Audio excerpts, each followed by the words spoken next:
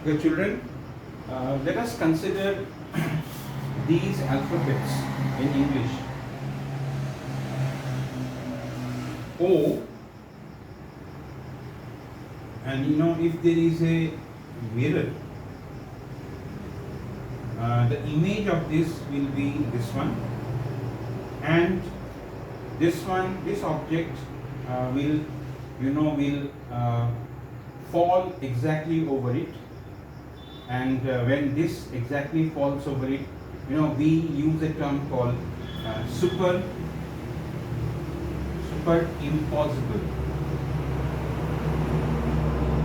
So the alphabet O and its mirror image are superimposible, and in case of M,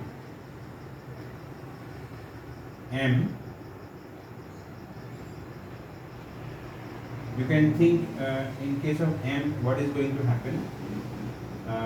The alphabet M and its mirror image will also be like this, and it will be superimposible. But not so in case of, say, N. If you take the letter N,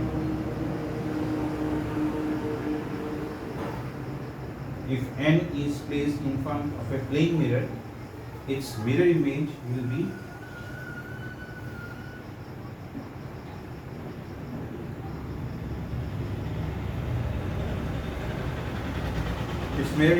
like this. And if you bring this mirror image over this, you find out whether this image falls on it or not. You will see that it will not fall. Okay, this mirror image will not fall on this, and when it doesn't fall on its object, and the image doesn't fall on the object, then it is called non-superimposible. Non-superimposible. Okay, now let us consider organic molecule, which has a chiral carbon. We had discussed in the previous video chiral carbon. Suppose we take an organic molecule which has in it a chiral carbon. Suppose this CH OH Cl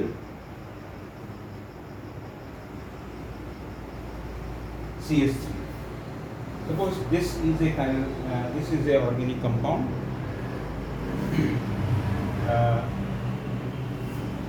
You see this carbon is attached to 4 different groups.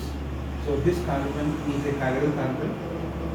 It is also known as asymmetric. And if this molecule is placed before the plane mirror, the mirror image of it will be like this.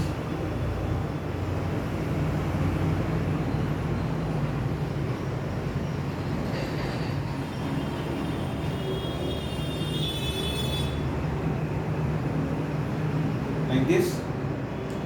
And now if we bring this image over it, what we'll see is that this CH3 will come over OH. This OH will come over CH3. That means it will not superimpose. So we will get in this case this thing only. Here the molecule and its mirror image is non-superimposable. And if you are asked this question, what are optically active compounds? If you are asked what are optically active compounds, compounds of this type are optically active compounds. Okay, we had said in the previous video that if we take a optically active compound in a polarimeter, and we allow a special type of light, which is plane polarized light. If it is made to pass through that substance, there will occur rotation in the plane of the plane polarized light. And if there occurs rotation in the plane of the plane polarized light, then that substance is called optically active substance. So if we take this compound, or we take this compound in the polarimeter tube, we see that they rotate the plane polarized light. So they are optically active compounds. And it is seen that optically active compounds, they have a chiral carbon in them. They have a chiral carbon in them, and due to that, what happens is the molecule and its mirror image is non-superimposable. So if the molecule and its mirror image is non-superimposable, then it will be optically active compounds. And here, if you are asked this term, suppose you are asked what are optical isomers? What are optical isomers? This compound and this compound, they are optical isomers. Optical isomers are known as, one of them will rotate the plane polarized light in the clockwise direction or in the right direction. Suppose this rotates the plane polarized light in the clockwise direction, then it is called dextrorotatory. Dextrorotatory. And if this is dextrorotatory, then this compound will be levorotatory. So dextrorotatory and levorotatory. This dextrorotatory in short is also known as D form, and this one as L form. There is another way to represent dextro compound and levo compound.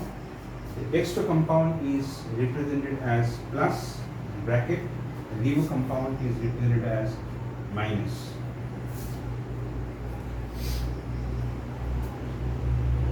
Now suppose we have a compound. Suppose we have a compound, say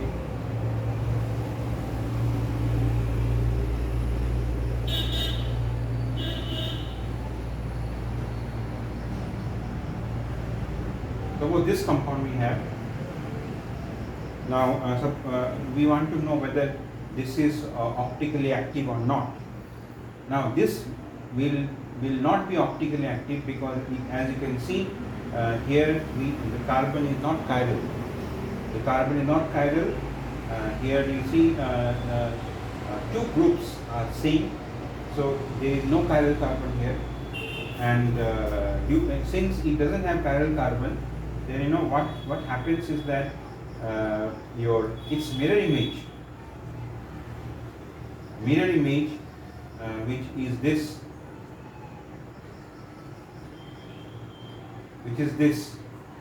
The mirror image is going to superimpose on it. The mirror image and the molecule, they are superimposable. They will get superimposable, and that's why it is not optically active. As I have said that for molecule and its mirror image to be non-superimposable, there has to be a chiral carbon. Means this carbon atom should be attached to 4 different groups. If 2 groups are same or 3 groups are same, or if all the 4 groups are same, then the molecule and its mirror image will superimpose and it will be optically inactive. Now, why we are studying this all these cases, optically active because this knowledge will be required in the understanding of SN1 and SN2 reaction. This is required in the understanding of SN1 and SN2 reaction. So we have learned here what are optically active compounds. We have learned here what is a chiral carbon. At the same time, if such carbon is not there, then it's called achiral. We also have learned here what are optical isomers. And we have discussed here, superimposability, non-superimposability,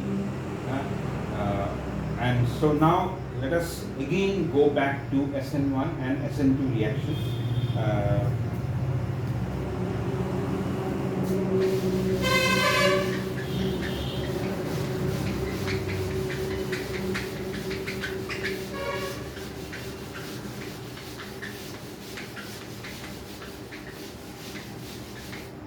So let us first discuss here SN1 reaction. We know SN1 reaction takes place in two steps. Suppose we take this as halo compound.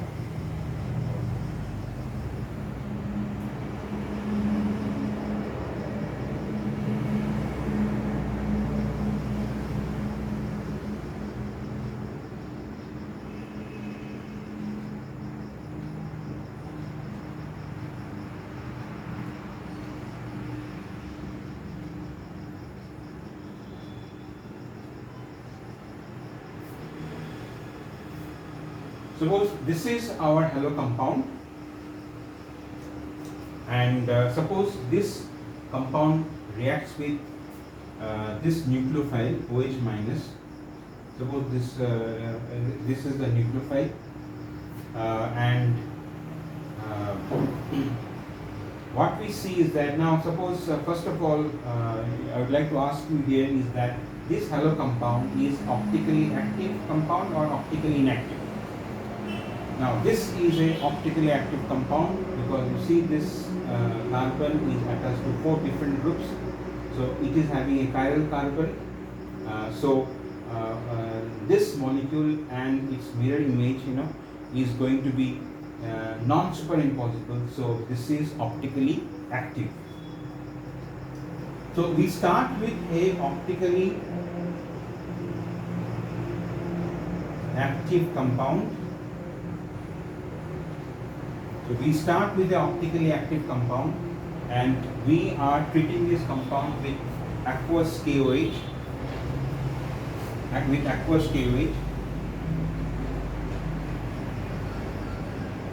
Okay, this aqueous KOH provides this OH minus nucleophile, and to our surprise, what we see is the product.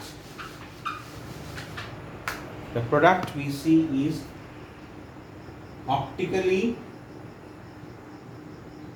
inactive substance. The product we get is optically inactive substance. So we are starting with optically active compound. We are treating with aqueous KOH. There will be nucleophilic substitution reaction, and we see the product to be optically inactive substance. So what is the explanation for this? Why the product is becoming optically inactive? It is because in case of SN1 reaction, the first step is formation of a carbocation. So the carbocation that is formed from here will be C H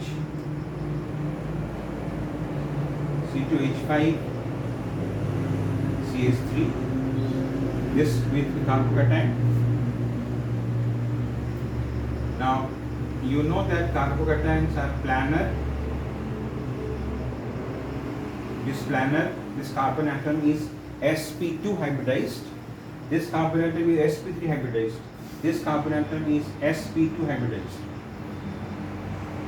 And now the nucleophile which attacks, the second step, nucleophile will attack. Now, how the attack will take place. 50% of the nucleophile, will attack from above the plane. Will come from above the plane. And in another 50% of the nucleophile, this will attack from below the plane.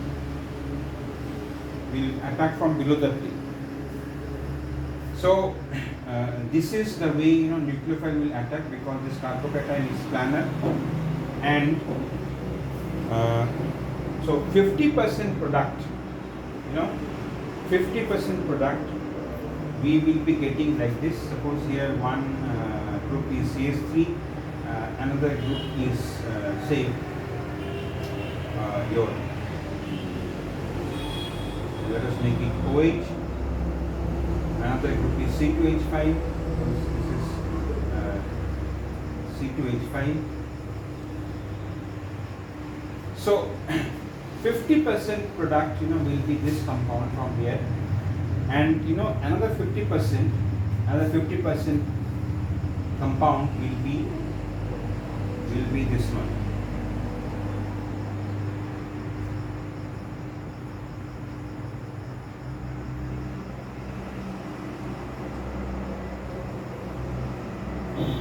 Suppose when this OH minus attacks from above the plane, this thing results, this compound results. When this attacks from below the plane, the compound that will result will be this one. And what we see is we get 50% of this compound. 50% of this compound. Suppose it is 50% dextro, and we will also get 50% levo compound, and since we get 50% dextro, 50% levo in 50-50 amount, then that is the reason why this substance as a whole will be optically inactive. And this mixture, because why we are talking about mixture, because there are two compounds are there that are formed. This mixture, if it is subjected to plane polarized light, okay, there is nothing will happen to the plane polarized light. So that is the reason we say that this product or this mixture will be optically inactive. Actually, why it is optically inactive? Because we have in the mixture 50% dextro, 50% levo. The optical rotation by dextro compound, it gets neutralized by the levo compound. That is the reason why this mixture as a whole will be optically inactive. Now this 50-50 compound, has got a name. This mixture which has 50% dextro and 50% levo is called a racemic mixture.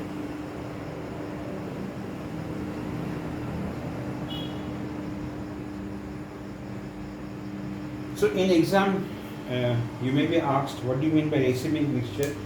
A racemic mixture means if we have equimolecular mixture of 50% dextro and 50% levo, then the mixture will be optically inactive, and that is called a racemic mixture. And this pair of compound is also known as enantiomer. This pair of compounds is also known as enantiomer.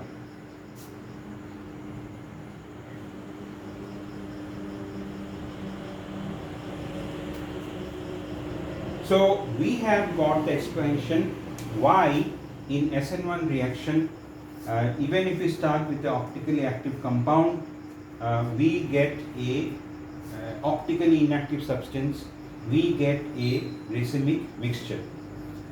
So since we are getting racemic mixture, it definitely supports the SN1 mechanism. That means the first step which involves the formation of carbocation. So in this way, we come to know, we come to know that SN1 reaction takes place in two steps. First step being the formation of carbocation, and second step being the nucleophilic atom.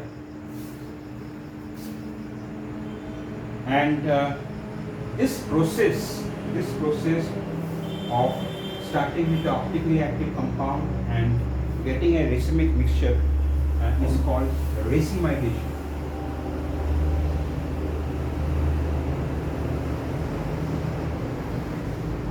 Racemization.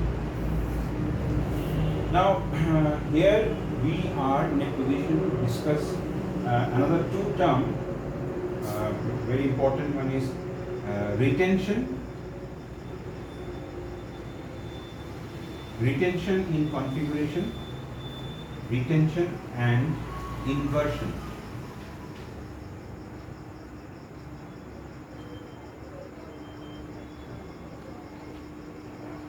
Retention in configuration and inversion in configuration. Because it is seen that, or it can be understood that during racemization, in 50% case this retention in configuration takes place, and in another 50% case inversion in configuration takes place. What is retention in configuration is that configuration means how are the groups arranged around the chiral carbon atom.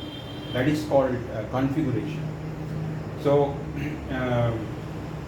what actually happens is that during SN1 reaction, in 50% product, we see that the configuration here and configuration here is same. So if in the product configuration is same as the starting compound, we call it retention in configuration. And in another 50% case, if we compare configuration here and configuration here, what we see is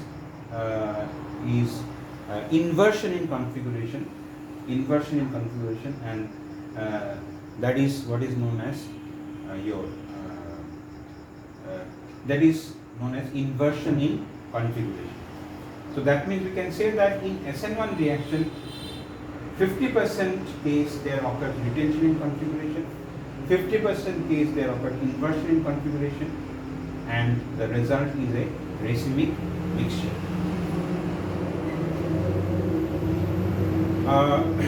I am telling you the meaning of retention and configuration again from here, then that will be more clear to you. What is the meaning of retention and what is the meaning of inversion? Suppose in a reaction, this Cl is going to be replaced by another group, and suppose we get this compound.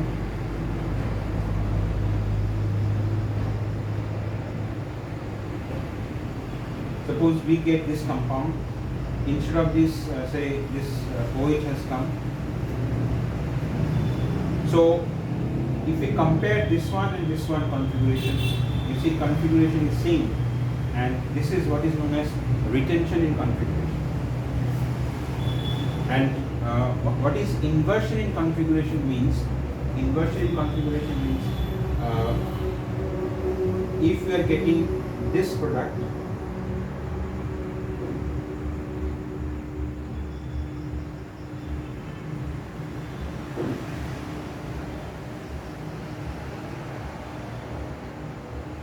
if from here we are getting this one, if from here we are getting this one, then there occurs inversion in configuration.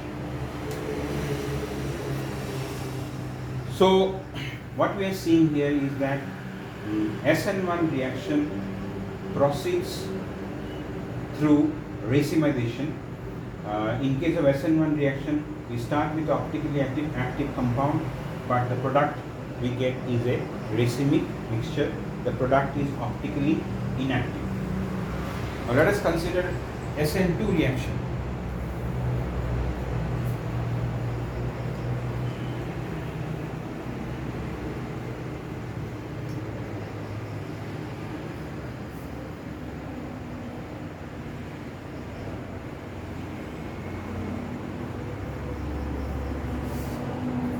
Now suppose this compound is reacting with this nucleophile by SN2 pathway.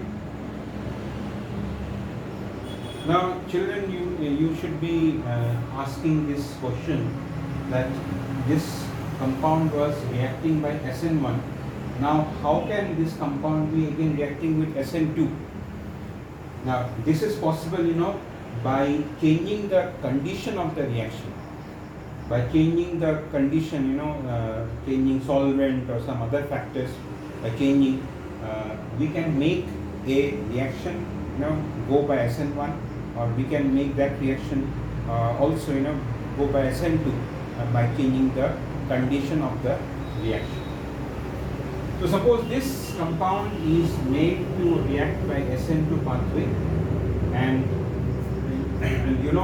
in case of SN2 pathway, there occurs a transition state, and that transition state I would like to draw. Suppose the transition state is this one.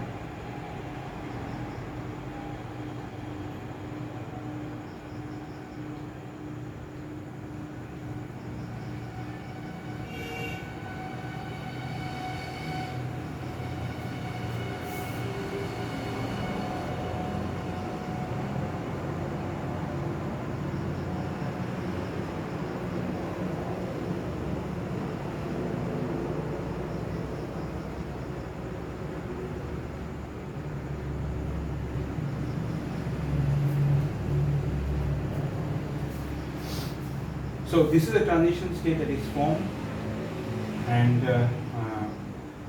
one thing that is very important here is that okay, first let me write the this transition state, and the product that will be formed, the product that is formed, is like this.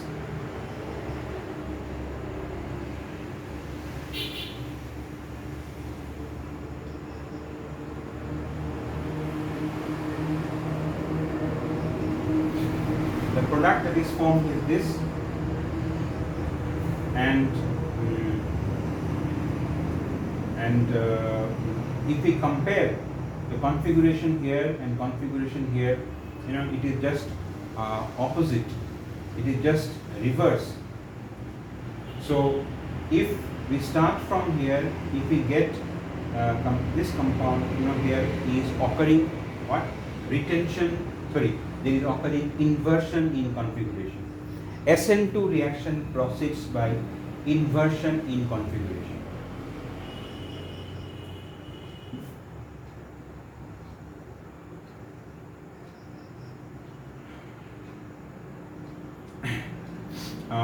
Another thing that need to be discussed here in case of SN2 reaction.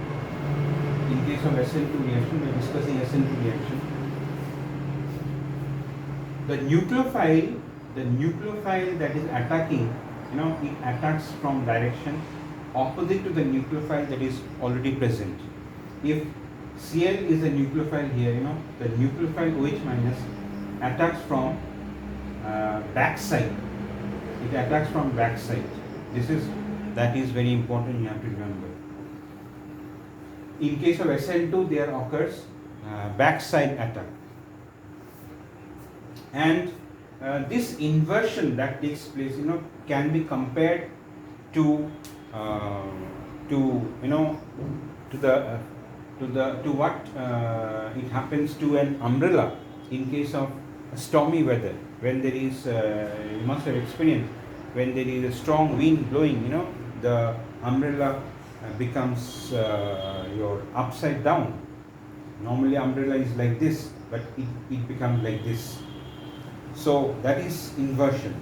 So like that type of inversion, takes place in case of SN2 reaction, and that inversion has got a name also.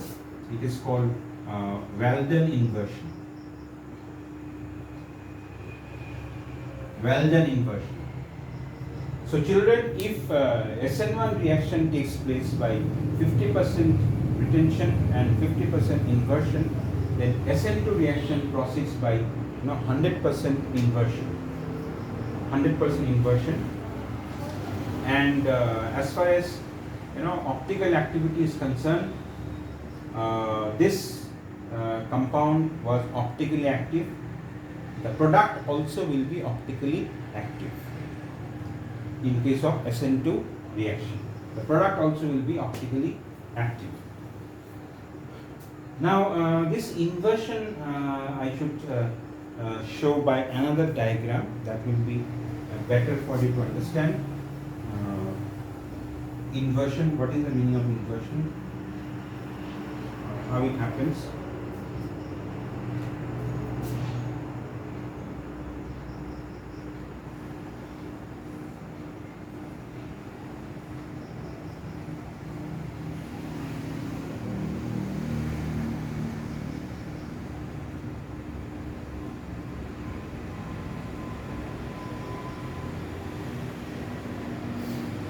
Suppose this is a halo compound, and say this halo compound is reacting by your SN2 pathway. Then as I was telling, the nucleophile will attack from backside. There is a nucleophile already present here, so it will attack from backside. It's called backside attack. And after the attack, now what is going to happen is,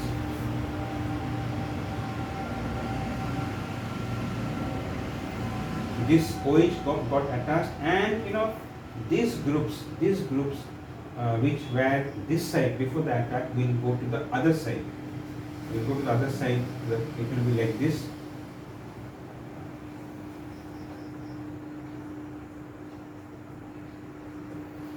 It will become like this, and this is what is known as Weldon inversion. In case of SN2 reaction, which proceeds via the transition state, there occurs 100% inversion.